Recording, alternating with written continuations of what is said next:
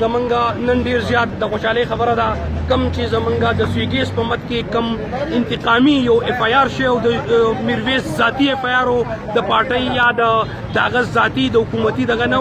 میرویس په خپل باندې هغه په سرکاري یو دغه استعمال کړي یو طاقت د سټیټ یو زور استعمال کړي هغه کې نن عدالت مونږ ته یو ډیر لوی ریلیف راکو او عدالت هغه ضمانت زمونږ د هغه مرګرو د صدر عبدالغفور او د عثمان غانی هغه نن منظور شو او زه نن د خپل طرفه ثابت د فیمیلین